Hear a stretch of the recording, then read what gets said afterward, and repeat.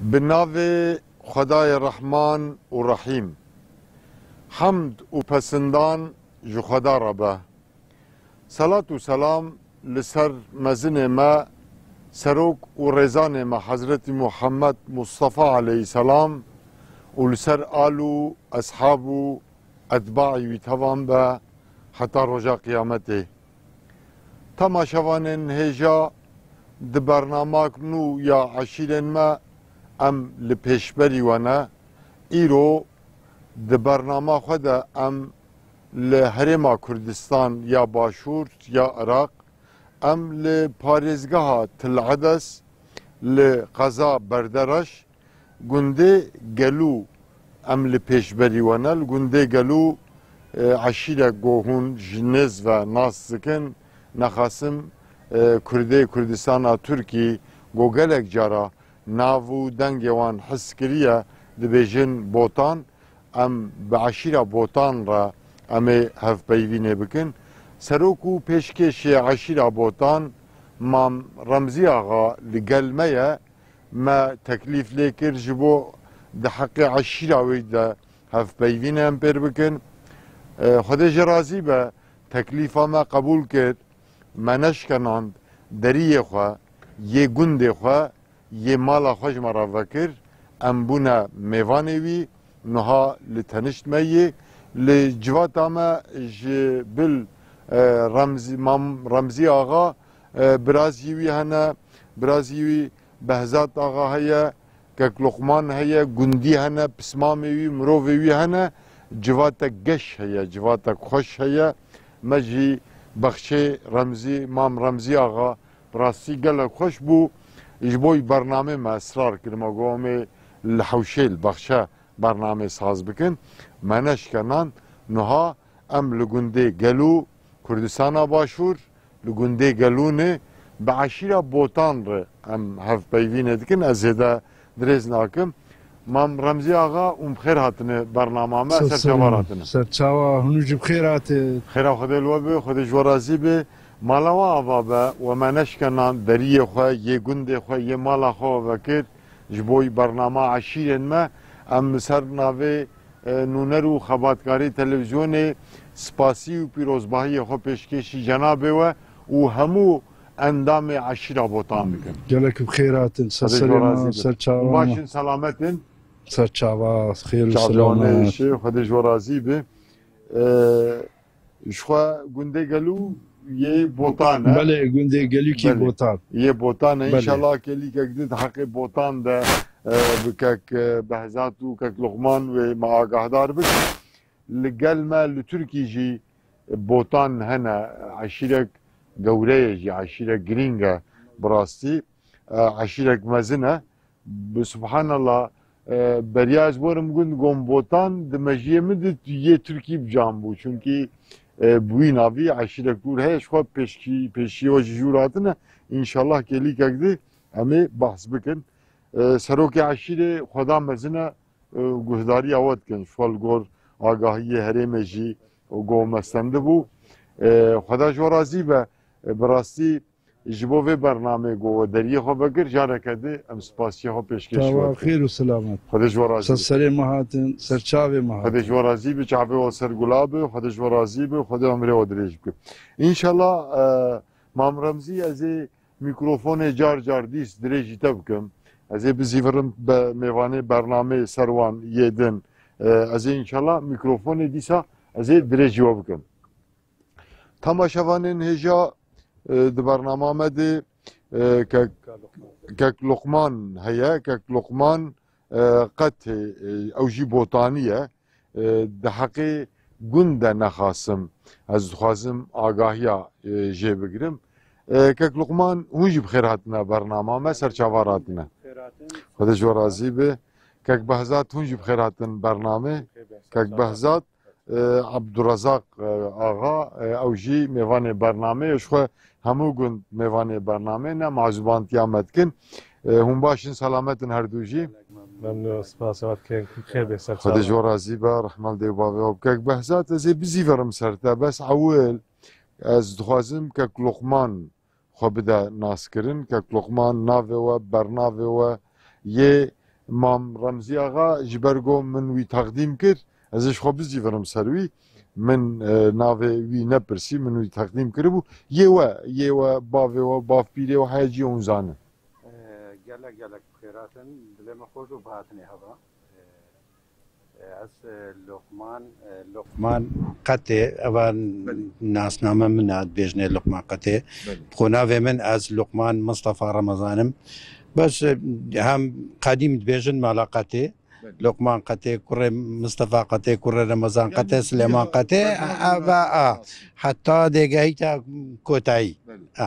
هر دفر ما هوسا يعني قالك على اللقبات هاي يعني لقبات هاي دينا ناسين از دانشتي خلق قند قردباني ما افدف مايا كيلومتر كفيري دورا گونده بوتانا گونده که بوشا نزدیکی 600 مالا پتر 500 مالا عشیرت من بوتن یادش یه ناوی گونده و چو گردپان ام خو عصل خو ام باكورينا الجزيرة بوتا هاتين ازي ورم يا كاكي لقمان بس اف گونده گلو yani ye gelu و ye girde panjogo 5-6 male ki navşeye ve kazayı ve girdayı yani Parizgah hava kaza ve ev gundet nema ev bu taybet hemi gundekam pısmame yekin bas girdepan u galu ki yani tut şey beji gundeka tut şey beji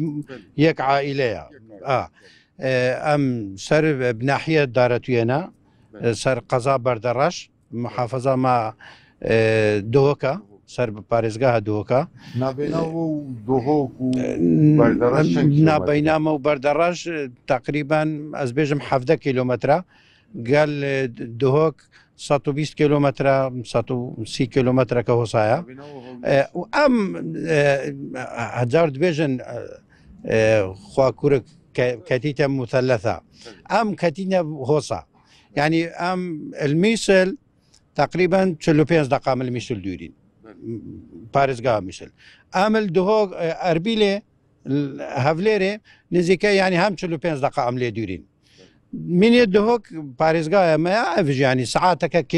كيمتر ساعاتك او چا خدا نعمت الوقت يعني همو بارزگاه خدا نعمت ما كريه بس ما في نعمتي ما زرر كاديت اما زمان اخو لهجه اخوي الكرمانجي جداز دا يعني شبر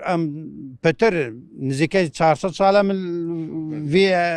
منطقه ساكنين في بنيا زمان سورا زمان اف عشيره الدفر بري ما قالك زورن هديك لهجه تايبت هي عرب دف من هنا عندك جندد مهر عرب قال معيشة كان أفا واكر زمان ما كرماجي حتى بري يعني أزبيجم زمان بابي من بابيري من ندش ياوك من باخفي كرمانجي كا صرف بي يعني خرانه بو كرمانجاوي كرمانجي كا باكوري بي تمام يعني أفاو فيرو بيفازو وصا يعني بزيد منا هاتا قورين يعني كاك لقمان براسته يعني أجي دوي تثبيته ده از وقتها فكر براستي مثلا قال لك قال ما الماردين عرب هني يعني جبافه ما وباف بيري ما بيجا وانا عربن زماني خوش بير نكرنا بالزور كردي داخبن يعني يوا ديقال هون بهدينينا نها كردياوا از هين دبم بس از باورم قال لك تماشاوان وكردياوا هين نابن چما چونكي سوراني جي تبي بويه و هنا كردي وبركي عربي جي هنا كلمات ما من قوتها ام سوران بس اف زياب بعدين بينما بس زي قورة بينما يا دهوك الخرو بهدينية يعني دهوك شمت دورتر الخرا كردياوي خوش دهوك بارزقايا ما بس اش خراش ما دورتر يعني ام صورة نكا بس اف بينما يعني ما قوندي هنجروكا يد بوطانا همي بوطان قال قوندي صوران يعني مسافة وان كان بينه ازبيجم يعني كيلومترك افا باكر زمان جمع شبر خوندنش زمان صوراني بي تو تعامل زياتر زمان صوراني بو اصلا نكات تو بري خوب زمان من پتر سۆرانیە وشێت عەربی کەلیمێت عەربی تێدانە هەندێکەش بەرتەوش بەر بینەرە ئەس دەکەمە بادینی نەکوونە شەمەندیش بێشم yani biraderekî digo sormancî hûn dixa gerçî her zimanek ayetek xweda ye ji mer ziman hemû wek hevin bes însan zimanê dayîkê yê eslî ji bîr neke baş e û zimanê dî jî zanibe baş e yani bi erebî zanibe bi soranî zanibe bi îngilîzî her zimanekî însaneke bi rastî em gelekî jî lê nealiqin bes zimanê xwe mere mihefeza bike baş e kek Luqman debra ji mara gund yani ya hem gelû hem jî ya gundê we gerçi ya gundê xwe wego ya gur debhanê wego şesid male ya gelû ji xwase çend male گالوک ez bêjim 250 mal 105 mala Esen te divê de gundê bota xira bota bêjim pirs bikim yani çend gundê botan hene gundê botan ev min gote te ev paytexta me ya em paytextî nû merkez gelûyî ev paytext hemû ji vir bêjnê paytext her eşîrek paytexta wî heye yani merkeza eşîr gojê bela wî heye ya we jî gelû ye gelûk paytextan baş e adresa me rast e matine paytextê gelek baş e me girdepan heye piştî girdepanî me gevîlan heye gundê gevîlan ew gundê bêjme te botin eger nebot bêz nabêjme te mezine yani ew gundê mezin gevîlaniş 100 mal dibît me bişiriyan heye gundê bişiriya ev bişiriya ez bêjim Kurdistana Bakur ji vî navî hene yani bişerî bi navê bişeriyê navçeyek Batmanê navê ama ser Batmanê ev bişîrî şixiraş ez bêjim ev gundê bişiriya şixira mezintir e ez bêjim 2000 mal dibît hemî botanîne kelekeya gelek mezine keleşiş gundeka mezine yê botana dihêne vêrê Kevresor hene gundê kevresor 100 mal dêbît 100 teka ev ji botanîne bergêl heye me bergêl bêjnê hencîrok 100 mal pitira kelkan heye kelkan gundeka kelkan hencîrok bêjneya kelka yani dû navin ev ji nizîkeyî 80 mal 100 mal dêbît ev mirovê me ne hemî pismamê me ne gundê korav heye korav ev korav hem neha pismamê min her mamê axena mamê axena menteqa me ye vêrê ev gundê me gundê botana dihêne vêrê gundê qatisiye me heye qatisiya gundê dûserey me heye gundê tirbespî me heye gundê dirînbod me heye gundê şêxalik me heye vêrê ne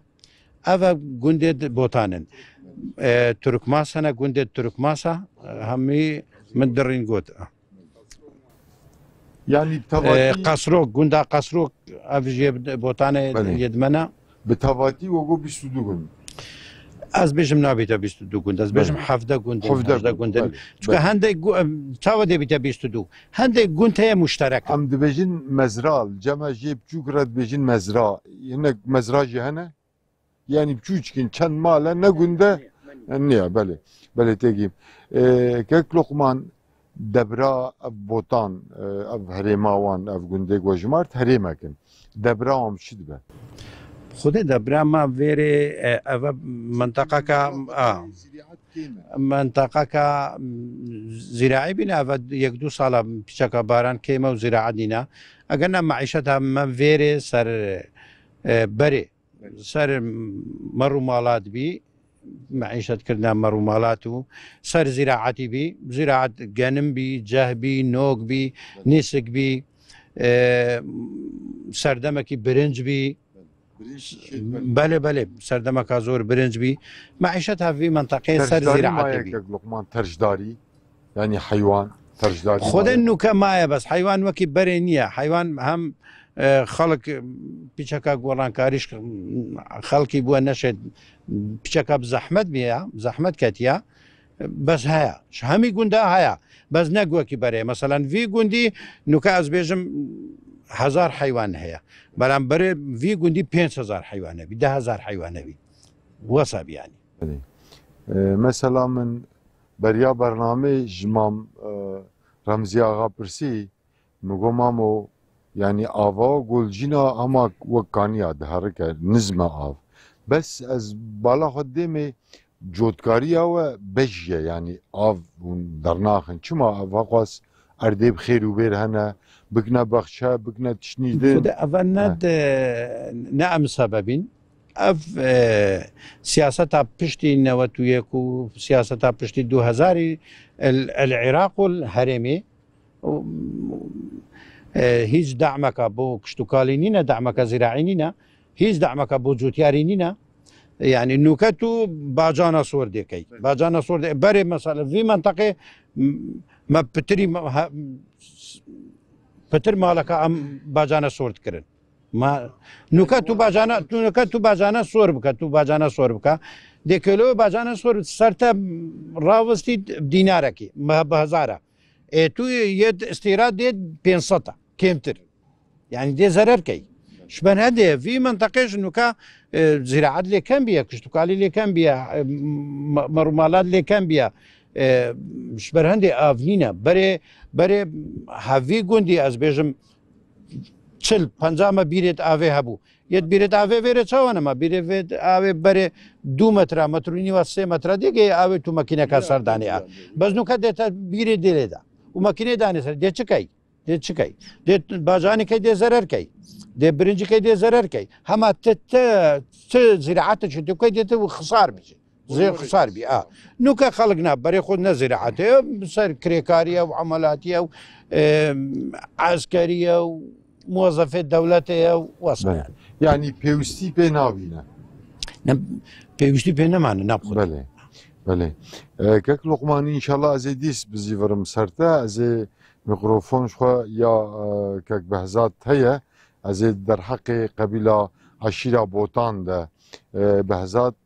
Abdurezaq ağa li tenişmine temaşevanên hêja di heqê gund de me xwest em hinek agahî ji kek luqman bistînin bes heqê eşîra botan de em dixwazin bi kek Abdurezaq kek behzat Abdurezaq ağa re hinek agahî guhdar bikin paşê înşallah zê dîsa bizîvirim ser mam Remzî ağa di derheqê gund de û gundiya de û belkî hinek pirşî derheqê qebîlawî de ez ê bikim derheqê eşîrê de kek behzat botan yani eşîra botan dîroka wê xwedispêre ku yani ji ku hatin çawalverê bicî bûn çünkî bi heynî navî li Kurdistana başûr jî eşîrek mezin heye eşîrek girîng heye belkî li cînî dî jî hebin em newaqifin em jê nehayîdarin yani dîroka botan ji ku hat ewil xwe bidine danasîn paşê ji bo temaşevan gerçî min navê ogo dîsa jî xwe bidine danasîn paşê eşîra botan ji ku hat kerem bikîn me re bêjin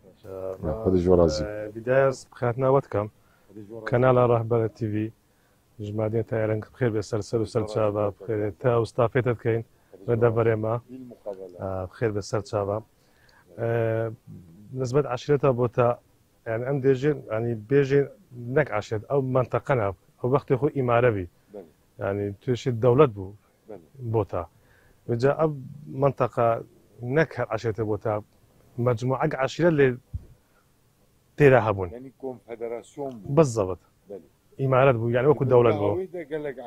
قلق عشيرة هبون قبيله bu بالضبط لا تقريبا صالة 1500 هندك يعني تقريبا سياسة هندك صالة لما هندك أسباب كومالاتي وموضوعي سياسي وشتانا ما تشتان رودا فيري يعني هندك للتاريخي هند باس كان يعني هندك خيانة كرا وهندك شد كرا لقى مالا ميري وقال بس ما ميري وهندك شتهو صارودان جاب خلق فيري توشي وضع كي نخوش بو نشان زيتر يعني او فيري بجين وجاب في صالة هر ثورة هم برتبالافن هندك بري خدان لا اوروبا هندك السوري هندك عراقي yani goç da بالضبط لما هندك موضوعي سياسي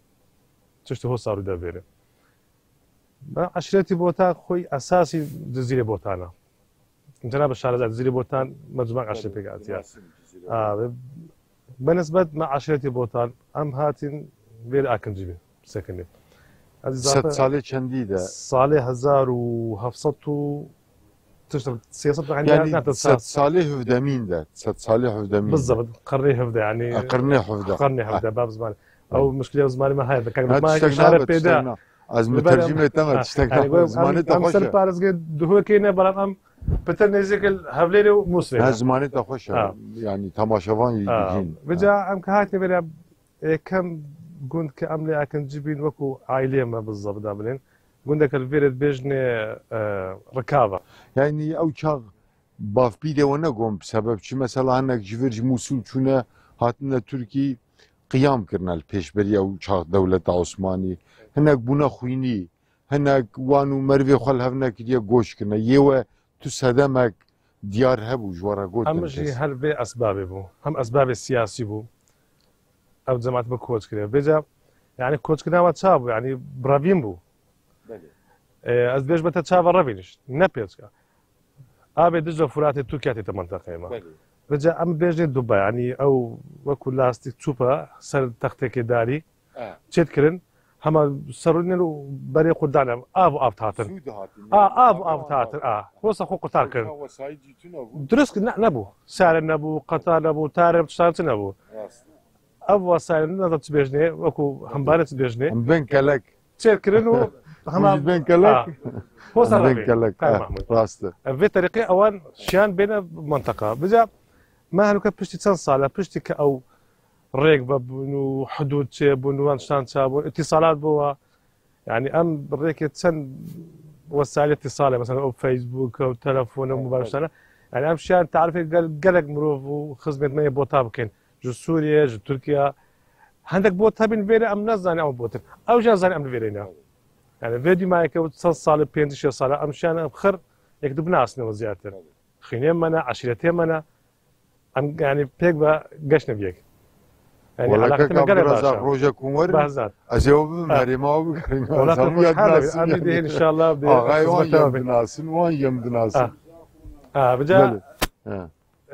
الزاخو ما هنا بله الزاخو جي زور زور شرنخينا بله اب شرنخيش يعني هذا دينو سدزيلي بوتا بوتا يعني ولده كي هنا تسنبر مالك مزن دياري معروفا هر في المنطقة مش بس تركيزي بوتال بمنطقة ما أو منطقة هذا بردرشة كلك أو مساحة أم تقريبا 15 جندين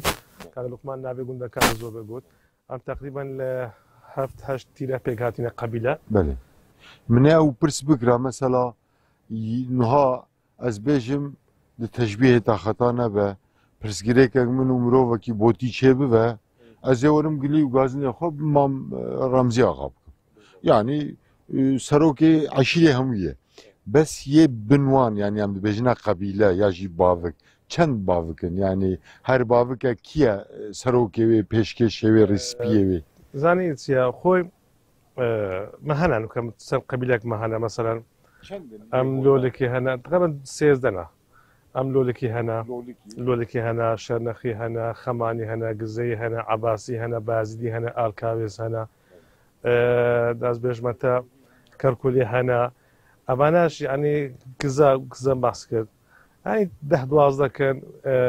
أو أنا هالكسكو أو بلا مزني خوي بقبيل يعني مزني وان هي بس بيوان هنا بالي بس يا عشيرة همو دستة مام رمزي يعني هر شيء هبي هر مشكلة كبيتن بين فيدا يعني يوم برازيليين شو برازيليين مش بين برازيل بله بله رجب تقريبا ساعة 15 جندين و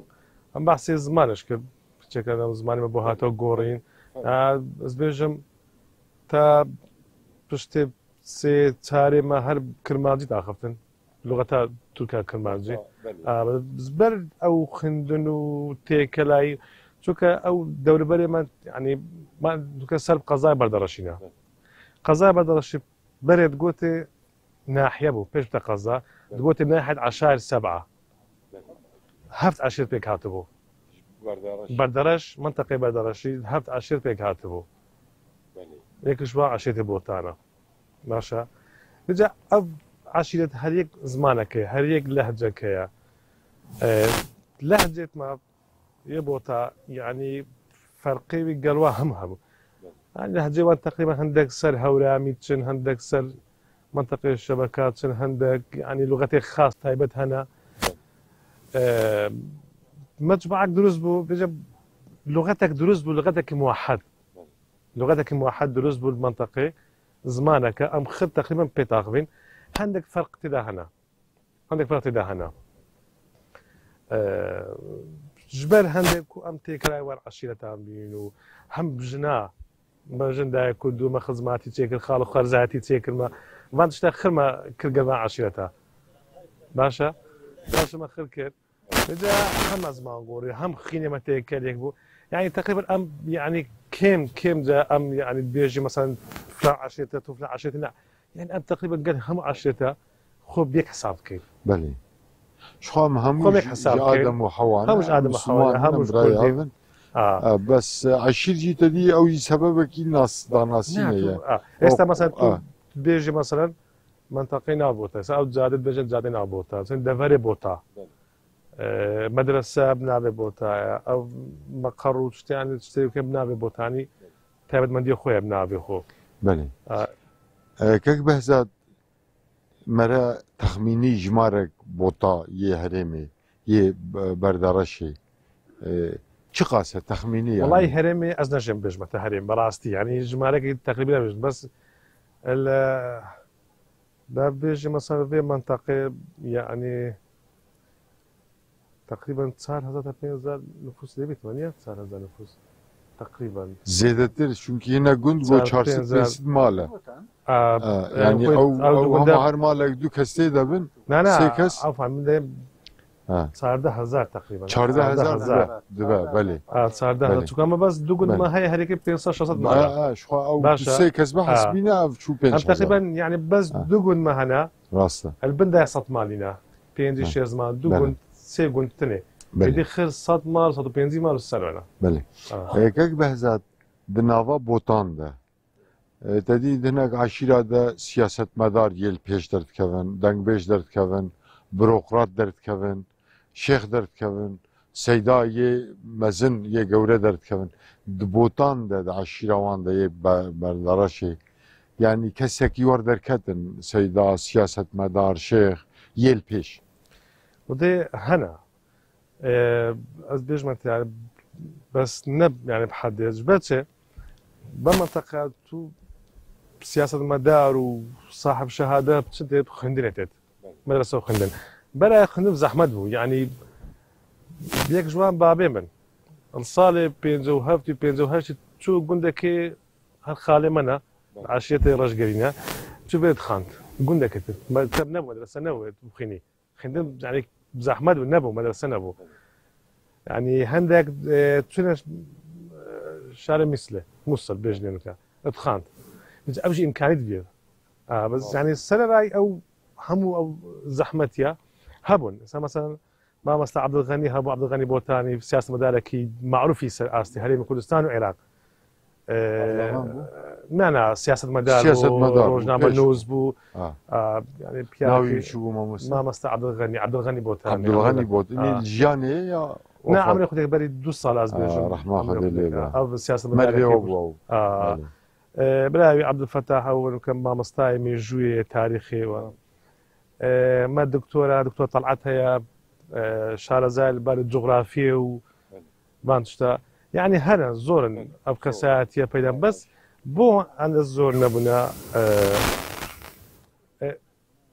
دكتور لقمان دكتور كريم ملا عثماني دكتور سعدة ما مهندس هنا ما محامي هنا أجيب خوها المحامي ما فلور أنا البيرينا محامي كيتكا بجا أنو لا كمان بري خدها هذا موضوع أكثر بجا يعني أفانتشتا يعني هنا ما خلي كان سياسة مدار هنا خلي صاحب شهادة هنا بس هيشتها بداية ومن أسبابها كما قلت هو كأسبابها كتشنع كو هو تاخير ومن نشأ مثلا زوجي خلكي ما بسنة أو موضوع كسياسي قوله وعد خلكي صاحب شهادة مثلا يعني مدرسه وشت وتعليم كامل تبع زراعتش كندوكا قد الساعه كمان زراعتي وكمل بالي هم زراعه بس هنوكا خرج شهاده هنا تخن الكل يعني ما مستانا زاش زور هنا وستانا اوش ورده بس فيها كردي ان شاء الله مامو لهري ماما ويا كردستان جيم çünkü چند روجه به هناك عشير بقالك ارام هف بينت كان روبورتاج دكن او اودي گوندا بون بري گوند مرف ليفت حويان ايفارا نخاسم رودنشتن صحبت دكرن يوجي لقالو بردوامه يجي لف گوندي بوتاني دن او عادت بردوام دكه او دا گوند ومثلا ایرو وای گوندی گلک هاتن از باورم این گلک هنه شو داوا یا میوانا یا ملل ماجیکت يعني تن ايفاري او ددگره علي والله وشي بري عين وشي دوري بابا بيران تشاوابي يعني زياترة يعني مستمر قهوة وشاي وميفان وميوانداري وبردوامين بله جعادتي بري چي معنى لگون مامو يعني تدي وبريجي دي وبازده 20 سال يعني حبكي مودرنيزم ام جرد بيجن مودرنيته مدنيت نابي وكرنا مدنيت بس استاذ بديو زمان سعيد كردي جرد ادنيت يعني وحشت معناه وحشت حش الجماعات يعني وبريجي دي انا جدي جبري چماي بري خوشبو انا خوشبو خزيا خون بريتينين يا انا مثلا اف الكتريكا سيارنا وكيدن نعمتيدن تلفونن يعني او خوش بو يا انا خوش خدي وي وقتي خوش بو قال خوش بو بس با وسائل كم بو كهرباء نبو او كم بو حنفي او نبو المالا وشي ويقاوي تش كم بون بس وي وقتي دلي مروي خوش بو هما وضع خوش بو مشاكل كم بو بس نوكا الحمد لله خدي ما ستركا كردستان ستركا قلق باشين بس دعاء ستري بو ما بكن ان شاء الله خدي از باورم تماشاوان جوي دعاي بكن يعني بوي واش بوي هم مظلوم مسلمان او بو كرداج بله الحمد لله ان شاء الله كردستان هل ستر دبي ان شاء الله خدي الرحمه هم ما مكاو ان شاء الله ان شاء الله يعني عادتي بري شو معنى لهم مامو خدي عادتي بري وشي بري معايا تبري بري بوان رمايا انو نمايا مثلا افجلو برجي كرديه نو كامل خاطكن قرشي لكاك بحزات جوانا او جي صنفي جوانا ده والخكي بلي اجي جوانا خدي جوانا زي يعني ينو نمال خاطكن مثلا افجلو برج انها جين جوارنا يعني تدي جني بريجي يا جماعة بوشك بون جلوان فربون يا انا الجمع انا دوامه انا او جلي بري جلي ما بري بابا بيرا او بي او بي قوبتا بي بيجني مراد خاني هما هر او بي او نبين او موديل نبين بري مام رمزي اغا تدي كاك بهزاد جو ام بيشيما جبوطان هاتنا جزيره بوطا يعني شخو هريم يكسر جرد بن بوطان جزيره بوطان هذا هريم يجي يعني هون جي اغاي عشيرنا روجا كي ونشون والورغو كان مرفي مالفركينا تشكسن ام ناس بكن بناس يعني وتلي كولين كر جبو بوطاني باكور بلي ما علاقاتي ما قالوا هيا قالك او جيتين هو يعني مروفي ما نهال جزيره كيمن بس الباتماني هنا سيرتي هنا همي بوطانينا و تيكليا مو هيا قلوان وعودين عمديتين جغيري تركي مام رمزي اغا مثلا جغيري كردستان باكور لسوريا الايرانيا دولتني دهنا عليه نهال الرزاية هنا الغور اغاهيا يعني الغور بيس بلي علاقاتي من قالوا هنا الرزاية دوسات مال زيتر بوطان رزاي كي در الايراني اوروميا بلي اورميا بلي الورجي هنا بوطان والويدي هنا السوري هنا بلي بوطان زحفن لسوري جي هنا عليه بلي بيه سوري يعني كردوي بيتر يعني قامشلوي دربيسيه يوا والديركا حمكو من شو اكثري ديركا حمكو او جزيره المقابليه مقابلي جزيره بوطا ديركا حمكو بوتاني هنا بله. وكي ديجي عشان ديجي مبوان روبورتاج كروان جيجو ديركا حمكو çünkü مثلا يما الماردينم لدربيسينا مرفما يه سوري دربيسيا سوري يه نسبين لقامشتونا çünkü nabena نسبين وقامشتو هما تيلا يك ياشنا هذا باجار هما سرختي وبنختي سرختي وبنختي خوش بولت يعني سرختي جبرجو تركيا اللي حبكي بلندا جرد بين سرخت وعلي سوري نزمه دبن بنختي او خط معناه تيليه جورت سينا سرخت وبنخت مامو اف برنامه همو كرد لي جهدار دكن بلكي ابراهيم عرب جي تركي لي جهدار دكن دي وقت ما جي هديه دي كم دبا يعني تشكي تج تماشاوان راج بوتاني عربيجه واسطه و برنامه پیشنیار نیتا سلاو نیتا شیرت نیتا هبه کرم بکن والله ام هبين ام اصل اساسي خبزين ام بوتانينا حتى ام ديبين سروي خاكي وام بوتانينا خود تعالى توفيقه وبدا ام جارك دين سپاسيه خو و پیروزبایی خو پیشکشی جنابه و شخص جنابه و ده همی بوتانیا یه کردستان باشور جی باکور جی روجلات جی روجاوا جی ام پیشکشی همی یاد کن بویگو دریه عشیره خو ده شخص و ده جمر وکر جالك بخيرات سر صاحبي ما سر سليما زي ميكروفون بسينم ككي لقمان دمامه هما چند دقه تشكي هون بيجن دواره گونده دواره هریمه ده دواره عشیره بوتان ده کرم بکن پیشنیاری و چیه یه داوی بری از پیشنیاری واسه بیجم کاک بهزاد تا بسیاره کر یه کسایتی و او شرحي كرت بوتا لوتي شرح كرت ما لو منطقي بحكم يوي قطاب خانه وخيد نرقاو نبوا پێشکەوتنی چوای لێ نەبووە بەڵام ئێستا سەردەم گۆڕاوە سەرگەندەمەکە ئێستا لە ڕووی گەنجانەوە مەسەلەن ئەمە لەو گەنجانەی ئێستا پێگەیشت و چەندین دکتۆری باس کرد چەندی ئەمەحامی مهندس وەرزەشوانێکمان هەیە فتاح تەیمور لە ئاستی عێراق یەکەمە ئێستا نەک لە ئاستی عێراق لە ئەستەمبۆڵش بەشداریە مارەسۆنی کرد یەکەم دەرچووە لە هەموو منطقەی بۆتانیا و خەڵکی و فتح بۆتانی مەسەلەن یاریزانمان هەیە یە تۆپی پێ ئەوەمان هەیە گۆران عیماد بۆتانی ئێستا یاریزانەکە لە ئاستی هەموو عێراق ناسراوە لە ڕووی سیاسیەوە ئێستاما مەسەلەن گەنجێکمانەیە بە ناوی ئاراز محەممەد ئاغا ئەندامی سەرکردایەتی حزبێکی گەورە و دیاری ئەو کوردستانی مەتێدای کەرەمەخۆرە دوبارە بکەین ئاراز محەممەد ئاغا یە سەرکردایەتی یەکیان پارتیە یەکەتی نیشتیمانی کوردستان بەێ تێگەین ئەو ژی بۆتانیا مەبەستم یعنی لەو بەو دوایە بە حکمی ئەوەی خوێندنگا و خەڵک خوێندی و شادەی هینا پێشکەوتنیی زۆر باش لەو دەڤەرەی بە دیارکەوتیە جینێرالی عسکەریمان هەیە جینێرال نەجممان هەیە لە گوندی بشریانە پیاوێکە معروفە لە ڕووی عسکەریەوە لە ئاستی هەموو هەرێمی کوردستان لە کوردایەتیش خۆت و بە خۆ دەزانی بۆت کە ئاوارە بووە لە نیوچەوانی کوردایەتی ئاوارە بووە چونکە کوردایەتی لە ناو خوینی بۆتانیان بووە یعنی لە هەسەرەتاوە هەر بۆت شەیدایە هەر لە هەفتایەکان شەید ڕەشادا شەید هانیە نایان ناتوانم شەیدەکان زۆر شەیدمان گەلە زۆر لە شەیدەکان ناوەکانم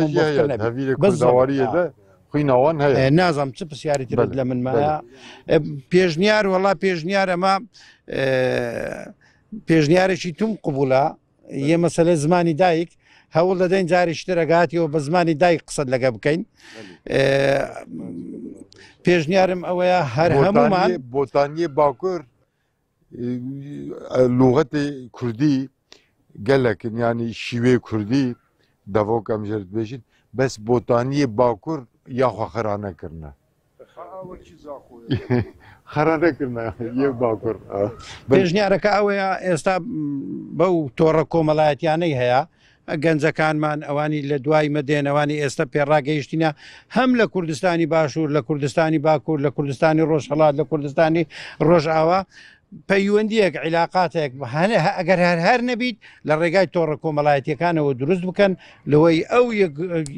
هەمومان ئەسلی خۆمان بزانینەوە یەکگرتو بین تەبابین ئاگاداری یەکتر بین باکوور باشوور ڕۆژهەڵات ڕۆژاوا ئاگامان لە خۆشی و ناخۆشی یەکترە بین. هەر هەبی کە لوقمان سپاسیەوە پێشکەشی جەنابەوە دکەن خدا ڕازی بە گەلک سپاسیەوە کام و گەلک بەخێر بێن و سەرچاو کەک بەهزات هەما شغڵێ دقاق دو دقه پێشنیادیەوە ژیان بسینن شخوا جەماعەت هەری گەورە جەماعەتێک جویایە خدا جوان رازی بە ڕاستی دەمها با دڵ دخواست یەک من میکرۆفۆن درێژ بکرا هەم پێشنیادیەوان هەمژی فکر و ڕامانێوان یە دەرحەقی هەرێم و ئەشیرێدا ببۆرنش بەر دەمکنە من میکرۆفۆن درێژوە نەکرد کەرەم بکە گەرم خێر بە سەر چاوە پێشنیارێم وڵا ئەوەیە ینی ئەو بەرنامە زۆر گرنگ زانین ڕاستی پێشیان ئەوەیە هەنگ بەردەوام بین ینی گوند و ئاوای عشی منتەخب ژبەرەوەی ینی هەنگ بشێن ببنە پردێک وەزعی باشوور بۆ برایەت مای باکوورێ بگەینن بزان هەیە چ نیە هەیە چ عشیرەتن چنە ئەو پێژانم بۆیەوە ئینشاءالله ئەس بخیرات ناوەت کە مستافێشت کام و کەناڵی ڕابەرتیبی دکەم هەلبێرە هەتایە ئەمژی زۆر سپاس دکەن ئینشاءالله برادەرێ وەکوە پشتگیریامە بکەن ئەمە هەرێمی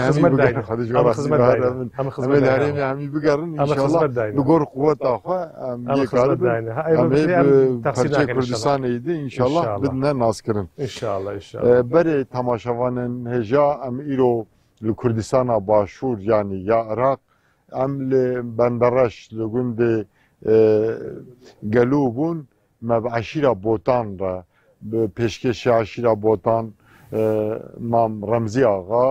و کەک لوقمان و کەک بەهزات ڕە مە دەرحەقی عەشیراوان و دەرحەقی هەرێمێدا مە هەفپەیوین کرد ڕاستی جەماعەتە گەش هەیە دڵ دخواست ئەم میکرۆفۆنی درێژیان بکەن بەس دەماژە بۆ مەهاتوو ڤەقاتاندن سەدەم گۆبداوی بوو ئەمە ژیل vêrê li gundê gel û bernamaxwe ev rojî biqedînin hewek xweş heye cemaetek geş heye bi rastî ez bawerim destê we jî ji bernameyên avayiyê me jî nebû bes dema me bidawî bû heta bigîştina bernamekî di tengî û tealiyê nebînin her şad û bextewar bin emanetê Xwedê bin. Esselamu aleykum ve rahmetullahi ve berekatuhu.